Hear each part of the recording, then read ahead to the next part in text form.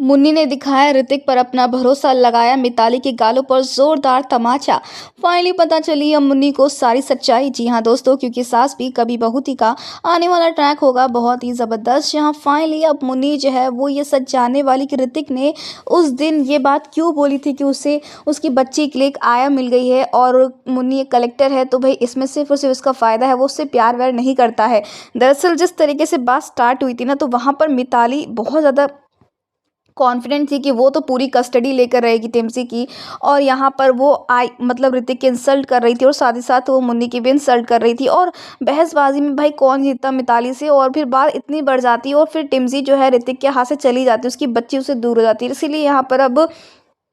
मिताली जो सिर्फ बदला लेने के लिए, ऋतिक को परेशान करने के लिए ही वो टिम्सी की कस्टडी लेना चाह रही थी। तो भाई यहाँ पर ऋतिक ने मिताली को उसी की भाषा में समझाने के लिए उसे जवाब देते हुए ये सब कुछ कहा, जिससे कि मिताली जो है वो ये समझे कि ऋतिक जो है प्यार नहीं करता, बस यूज़ करने वाला है वो मुन्नी का। इसी वजह से ये सारी बातें हुई थी। लेकिन इतनी बड़ी गलतफहमी जिस तरीके से रिकॉर्ड करके दिखाया गया ना, तो कोई भी इंसान यही समझेगा कि शायद जो है वो इंसान उसे प्यार नहीं करता, बस उसे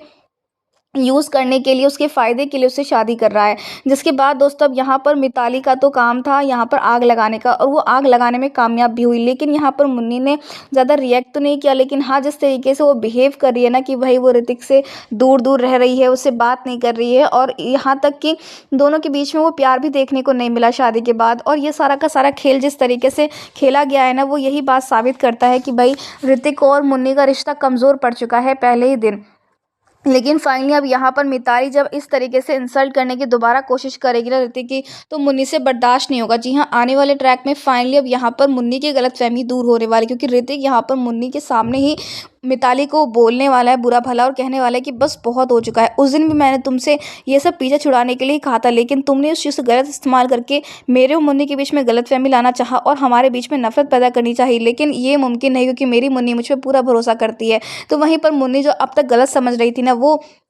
ऋतिक की बातें सुनकर चुप हो जाएगी। यानी दोस्तों शो में बहुत ही इंटरेस्टिंग और बहुत ही मज़ेदार मोड़ आ गया है, जहां फाइनली आपको देखने को मिलने वाला है हाई वोल्टेज ड्रामा। तो दोस्तों अब डिनर शो में बहुत ही इंटरेस्टिंग होने वाला है कि कैसे अब यहाँ पर जो मिताली है ना, वो मुन्नी और ऋतिक को अलग करना चाह रही थी, लेकिन उसका तो प्लान फ्लॉप हो चुका है, और टिम्जी भी बहुत प्यार करने लगी है इतने कम टाइम में भी मुन्नी से। तो दोस्तों आप एक कितने एक्साइटेड देखने के लिए फाइनली धमाकेदार ट्विस्ट, क्या आप भी चाहते हैं कि मुन्नी ऋतिक से बात करके क्लियर कर ले और मिताली की बातों पर बिल्कुल ट्रस्ट ना करे, अपने रिश्ते को ख़राब ना करे, तो हमें कमेंट्स करें। ऐसी टीवी के लेटेस्ट अपडेट के लिए चैनल को सब्सक्राइब कर लें।